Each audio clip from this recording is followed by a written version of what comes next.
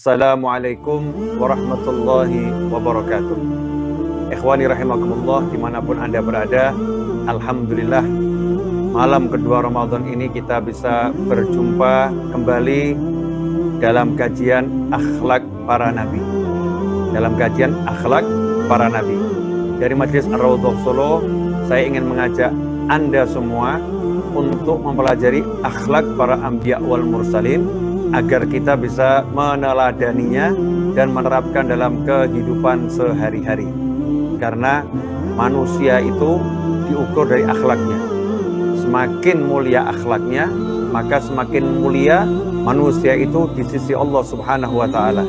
Karena itulah baginda Muhammad sallallahu alaihi wasallam menyatakan dalam sebuah hadis yang maknanya, yang paling dekat di antara kalian semua denganku kelak adalah dia yang paling mulia akhlaknya di antara kalian. Yang paling mulia akhlaknya, budi pekertinya. Definisi akhlak sangat luas.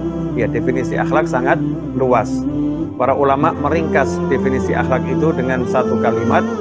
Akhlak adalah kemampuan seseorang ya untuk menanggung semua derita yang dia alami dan menampilkan yang terbaik. Jadi manusia yang mampu menanggung semua derita yang dia alami, dia terima, tapi yang muncul darinya adalah semua yang terbaik. Ikhwani rahimakumullah, pada episode kali ini kita akan belajar tentang akhlak al-ihsan, yaitu berbuat baik. Berbuat baik. Kita akan belajar dari Nabi Yusuf alaihissalam. Semua nabi berbuat baik, suka berbuat baik. Semua anbiya wal mursalin punya akhlak ihsan. Manusianya namanya muhsin, orang yang suka berbuat baik.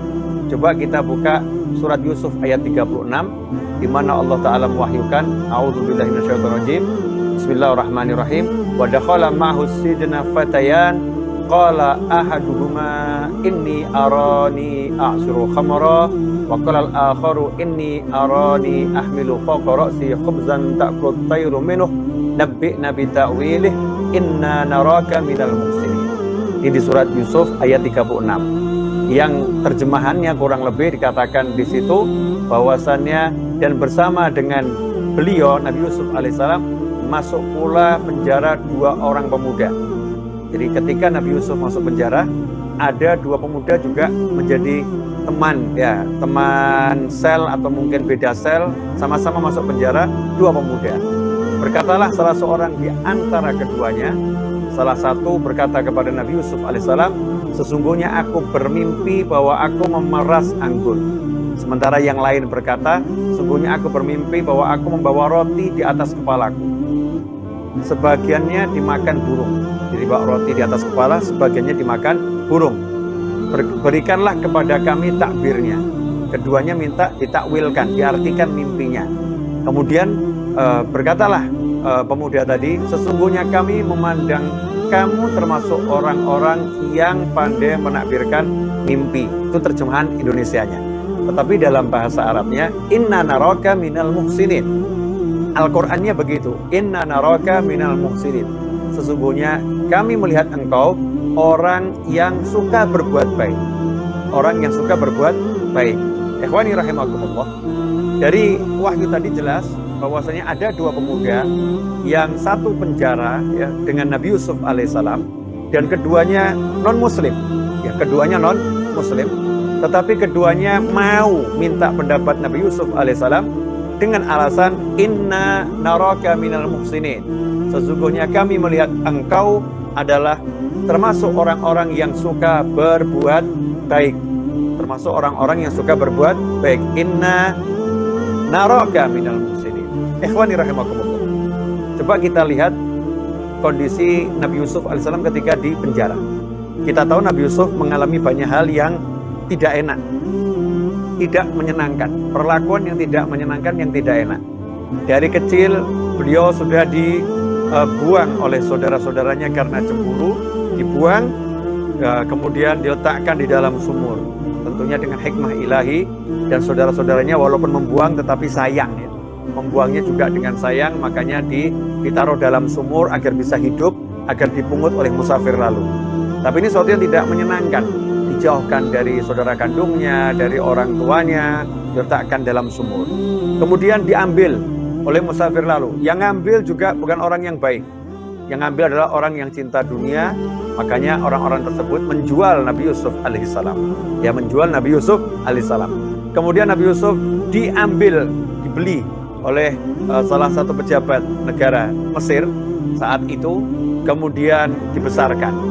Tetapi lagi-lagi Nabi Yusuf mendapatkan ujian. Ternyata istri dari pria yang membeli Nabi Yusuf dan membesarkannya dengan penuh cinta, jatuh cinta pada Nabi Yusuf alaihissalam, yaitu Sayyidah Zulaikha. Jatuh cinta pada Nabi Yusuf. Saat Nabi Yusuf diminta untuk melayani Zulaikha alaihissalam, karena Sayyidah Zulaikha akhirnya menjadi istri Nabi Yusuf. Ya, nanti panjang kisahnya. Tapi episode itu saat belum jadi istri Nabi Yusuf, masih menjadi istri pembesar Mesir. Zulaikha tidak bisa menguasai hawa nafsunya dan minta Nabi Yusuf untuk memuaskannya. Nabi Yusuf menolak. Nabi Yusuf menolak. Kemudian difitnah. Nabi Yusuf difitnah. Kemudian dikatakan dia yang akan menodai dirinya dan seterusnya sampai kehormatannya, nama besar Nabi Yusuf, kebaikannya ini dirusak, nama baiknya dirusak. Akhirnya Nabi Yusuf masuk ke dalam penjara. Nah, di dalam penjara itu kondisi Nabi Yusuf yang paling berat. Paling berat bagaimana? Satu, kehilangan ayah. Dua, kehilangan saudara-saudara. Ketiga, kehilangan kebebasan. Keempat, kehilangan nama baik. Keempat hal yang berat ini terhimpun pada diri Nabi Yusuf alaihissalam ketika berada di dalam penjara. Tetapi walaupun dalam kondisi yang seperti itu, Nabi Yusuf alaihissalam menunjukkan hal-hal yang baik. Wajahnya nggak kusut, wajahnya nggak muram, wajahnya nggak suntuk, wajahnya tampak selalu menyenangkan, murah senyum. Dalam kondisi tertekan sekalipun, Nabi Yusuf alaihissalam menampilkan yang terbaik. Kalau kita buka tafsir, di antara tafsir kalimat inna naraka minal muhsinin, wahyu Allah ini yang tadi sudah kita perdengarkan, sesungguhnya kami melihat engkau termasuk orang-orang yang suka berbuat baik. Nabi Yusuf alaihissalam selama di penjara selalu suka menjenguk, ya, kalau ada napi-napi yang sakit. Jadi kalau di penjara itu ada napi yang sakit, Nabi Yusuf alaihissalam tidak diam diri. Beliau tidak acuh, ya, tapi beliau berempati, bahkan beliau itu mendatanginya, menjenguknya, dan berusaha untuk membantu merawatnya agar sehat. Kemudian Nabi Yusuf alaihissalam, kalau di dalam penjara itu ada napi yang kemudian punya hajat sesuatu yang Nabi Yusuf bisa bantu, Nabi Yusuf bisa wujudkan, maka Nabi Yusuf alaihissalam memberikan yang dimiliki untuk wujudkan hajat sesama napi yang ada di penjara, di penjara. Kita semua tahu Nabi Yusuf masuk penjara bukan karena kesalahannya, tapi karena fitnah, ya, karena fitnah, karena pemutarbalikan fakta dan lain sebagainya. Dalam kondisi yang seperti itu, Nabi Yusuf ibadahnya nggak kurang, ibadahnya nambah. Di penjara ibadahnya semakin hebat. Di penjara Nabi Yusuf menampilkan akhlak yang mulia. Di penjara Nabi Yusuf peduli dengan sesama yang ada di penjara, teman-temannya, ya, manusia-manusia yang ada di situ. Makanya dua pemuda tadi mendatangi Nabi Yusuf, padahal non-muslim. Artinya Nabi Yusuf berbuat baik, tidak pandang bulu, tidak pandang usia, tidak pandang agama, ya, berbuat baik kepada siapapun. Akhirnya mereka pun mendatangi Nabi Yusuf alaihissalam dan mengatakan, sesungguhnya kami melihat engkau termasuk orang-orang yang suka berbuat baik. Ikhwani rahimakumullah, kalau kita lihat dalam surat yang lain, yaitu surat Yusuf ayat 78, dikatakan di situ, qalu ya ayyuhal azizu inna lahu aban syaikhan kabiran faqad ahadana makana inna naraka minal muhsinin.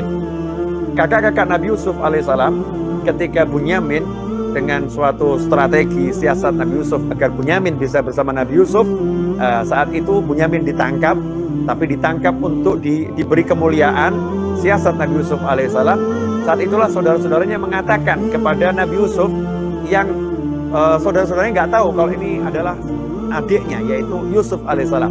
Taunya ini adalah kementerian khusus, ya, pejabat yang tinggi di Mesir yang diberi tugas untuk mendistribusikan semua kebutuhan masyarakat, terutama sembako, ya, terutama sembako di masa krisis agar distribusi sembako ini betul-betul tepat sasaran dan tidak terjadi pemborosan dan semuanya tepat sasaran sehingga negara bisa diselamatkan.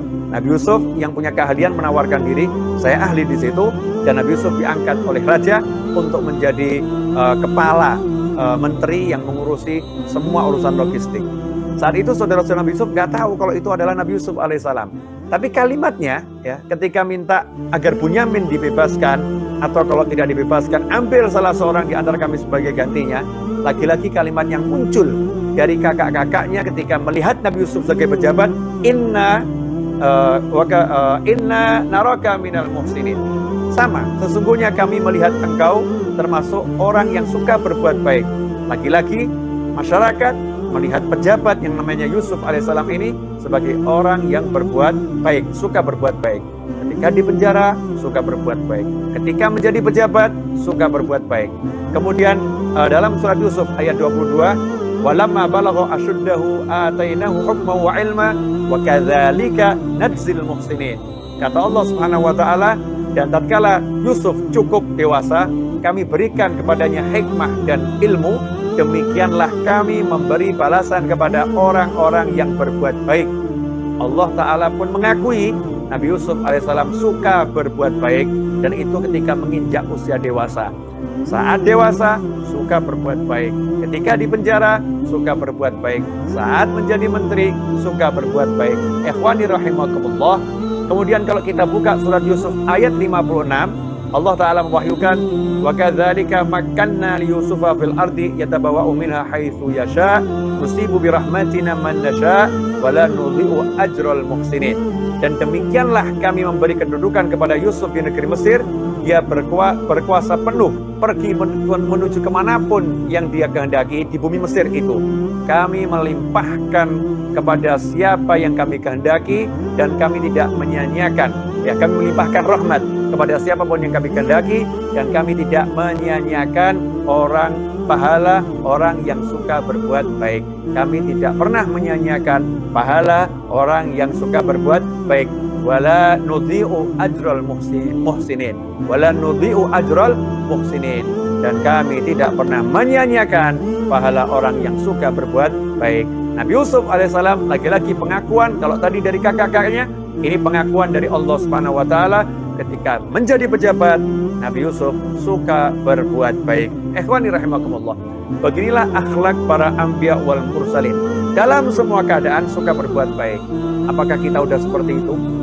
Saat kita susah, saat kita tertekan, saat di PHK, saat difitnah, saat dimusuhin, saat dicaci, saat dimaki, wajah kita menunjukkan wajah yang mau memberikan kepada orang, atau justru menunjukkan wajah yang muram, wajah yang tidak menyenangkan, wajah yang membuat orang lain pun menjadi suntuk ketika melihatnya. Na'udzubillah min dzalik. Ketika dalam keadaan kita ini difitnah, dalam keadaan kita dimusuhi, apa perlakuan yang muncul kepada kita ya terhadap orang lain? Itulah nilai akhlak kita, itulah nilai pekerti kita, itulah nilai budi kita. Disitulah nilai kita di hadapan Allah Subhanahu wa taala. Karena itu ikhwani rahimakumullah, di bulan suci Ramadan ini kita akan belajar akhlak anbiya, dan saya tidak akan menjelaskannya panjang dan lebar. Saya berusaha untuk sesingkat mungkin tapi tidak sependek mungkin ya, agar kita bisa menyerap ilmu ini dan menyebarluaskannya kepada siapapun.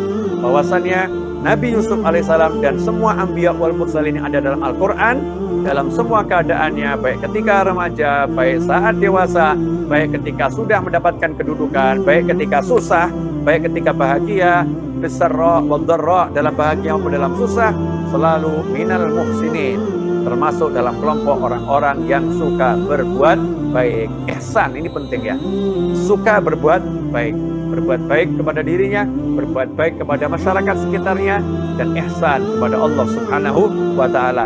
Bagaimana ihsan berbuat baik kepada Allah dalam ibadah? Yang dipandang adalah Allah Subhanahu wa taala dan merasa dilihat oleh Allah Subhanahu wa taala, sehingga tidak menyekutukan Allah dengan apapun, ikhlas dalam ibadahnya. Inilah ihsan kepada Allah Subhanahu wa taala. Sementara ihsan kepada manusia, bahkan Islam ini mengajarkan kita ihsan berbuat baik sampai kepada hewan tunggangan. Dalam hadis Nabi SAW mengatakan, kalau kalian lagi berada di atas kendaraan kalian, kuda kalian, tunggangan kalian, kemudian kalian bercakap-cakap, jangan berhenti kemudian ngobrol. Jangan jadikan kendaraan kalian seperti tempat duduk. Turun dari kendaraan itu ya, turun dari kendaraan itu, biarkan kudanya istirahat, tunggangannya istirahat, silahkan kalian bercakap-cakap. Tapi jangan bebani yang tanpa ada manfaatnya, cuma menjadi kursi.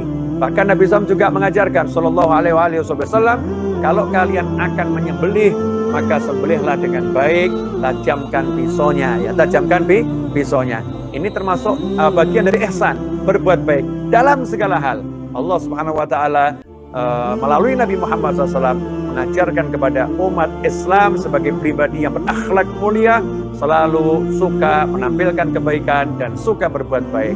Ikhwani rahimakumullah, insyaallah sedikit dari saya di malam hari ini bisa menjadi semangat bagi kita semua untuk menjadi manusia yang lebih suka berbuat baik, dan kita semua bisa menyebarkan ya video ini, share kepada siapapun. Saya tidak pernah komersialkan video saya, selalu saya bebaskan siapapun yang mau nge-share, bahkan untuk meletakkannya di channelnya, mau dibuat tambah-tambah macam-macam kalimat, terserah, yang penting ini biar jadi manfaat ya. Sebar luaskan, ajak semuanya untuk semakin melihat tayangan-tayangan seperti ini, agar kita bisa menjadi manusia yang lebih baik dan suka berbuat baik.